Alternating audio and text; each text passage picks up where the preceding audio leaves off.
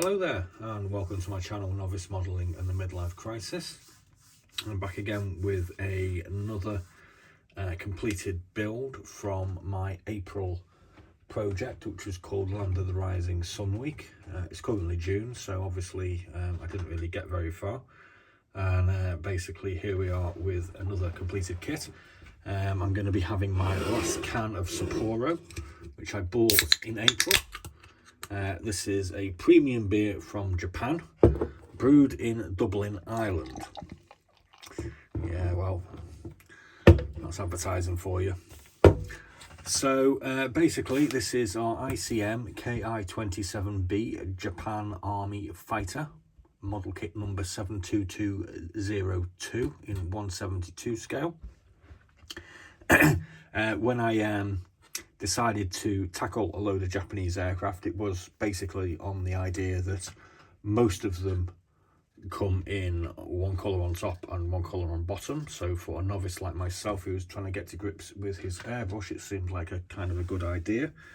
When I came to do this one, the actual colour is this sort of whitey green sort of colour, which is, I didn't really find it very appealing, to be honest with you.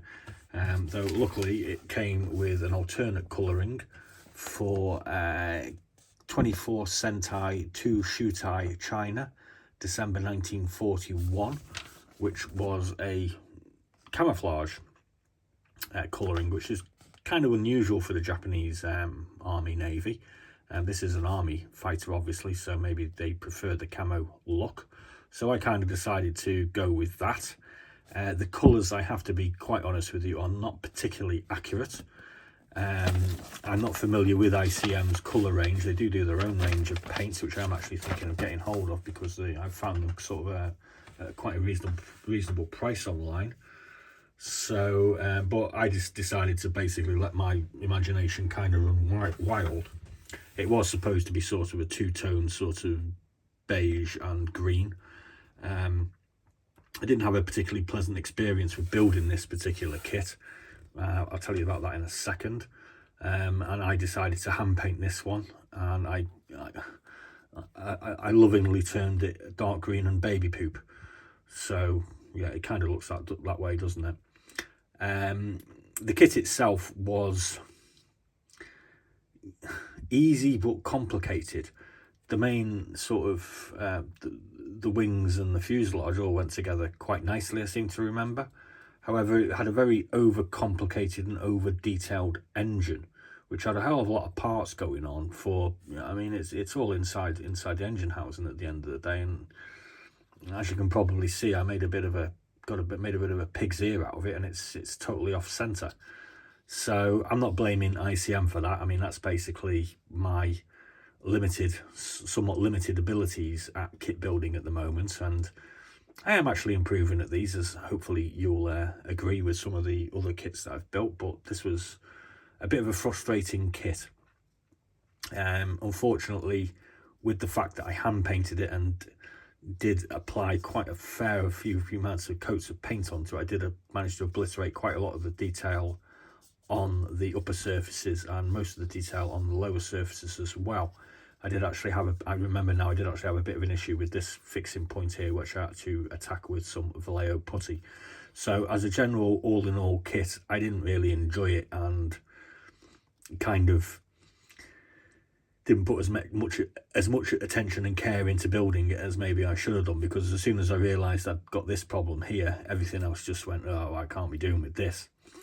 As previously discussed with Japanese aircraft, they do tend to have rather large canopies, and obviously being a novice, painting canopies is a bit of an issue, and this for me didn't fit very well either. But again, that's just for me. I mean, this is no complaint at the kit itself, it's just the experience that I had with it in my novice hands. At the end of the day, I'm marginally happy with the way the painting turned out. Apart from it obliterated most of the detail, which was quite fine, and I did have some fun putting all these markings on. Incidentally, the colour scheme that I chose didn't call for this red marking on the engine housing, but I just decided that, well, this white one had it, so I was going to put it on here, because I kind of kind of like experimenting occasionally and not going basically according to exactly what you're supposed to do. I mean, as you can see, the camo marking is nowhere near what you're supposed to do, but I mean, sometimes you just have to let your imagination run wild with these things. And I see a lot of these kits that I'm doing at the moment basically as practicing and trying to get to grips with some of the skills that are required to produce half decent looking models. And this one failed, but also was useful because obviously doing camo patterns is a requirement. Regarding the decals were pretty good, although they were quite extensive, and I did actually struggle because this band that goes around here was provided in 2 pieces, where logically it would have just been 1 piece. But again, it's not something that I'm particularly happy with or proud of, but so I wasn't really paying. I need a drink. this kit killed me, I remember. There we go. So yeah, so anyway, there we go. There it is. Hopefully, if anybody else of you decides to have a go with this Ki-27, you'll have a far better experience than I did. Maybe I was just suffering from model overload as I was trying to build 10 kits in 10 days. Incidentally, all my Japanese Land of the Rising Sun weeks are available to watch in a playlist that I will put the details in the comments bar.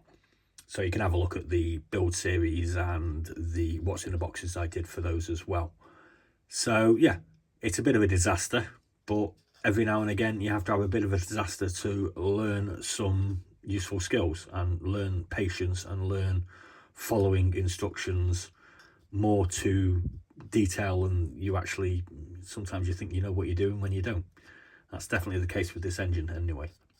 So thanks for watching, and I'm just going to eat my cone marshmallow, which is left over from my Japanese snacks, and I'll just tell you exactly how a cone marshmallow tastes. It tastes like grape and it's pretty cool. I like it. Thanks for watching. Be seeing you.